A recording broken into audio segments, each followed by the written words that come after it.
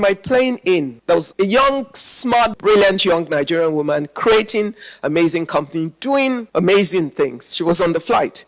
So she came to talk to me at a point, and she was talking about how she was worried about taking up a board position in Nigeria because of all the kind of troubles that can come. And I smiled and I said to her, you cannot be. Now, we didn't pay the price for others to run away.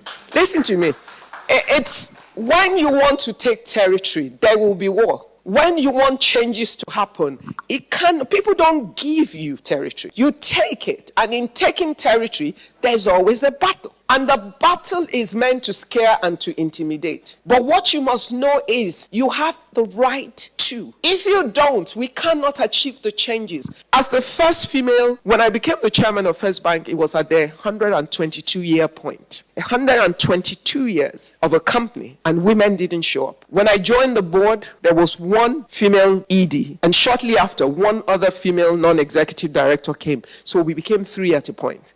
And then somewhere along the line, the female ED left, the female NED left, and then you find yourself in a large board. So you also have wisdom, but you must have power to do things. See, the other thing is you must have the courage to use the power that you have to build infrastructure for the change. Well, I did work my own process over the time that I was there to find smart women you could not question their ability to deliver, to serve on the board. And by the time we were leaving, if you understand the board of the bank, the chairman of the board credit committee was female, the chairman of governance was female, the chairman of risk was female. The reality is there is an infrastructure that makes it difficult for you to move the women up. But there's also the mind infrastructure of the women that makes them give up their spaces halfway through. Half my battle was with the girls, the few girls who were in range to fight for to move up, who then get upset with one thing or the other. Life is a battle. You don't run. You fight. I know I want to resign, but to go to where? Because where you're going to, there will be no battles. And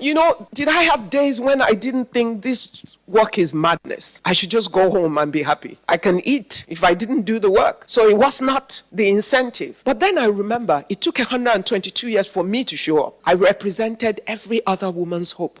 I remember after I was appointed, how many elderly women would stop me at functions, at the airport, somewhere. Just stop you. Yeah, Ibuka, I wish you can't you? Yes, ma. And they hug you so tightly, you could feel their unspoken words.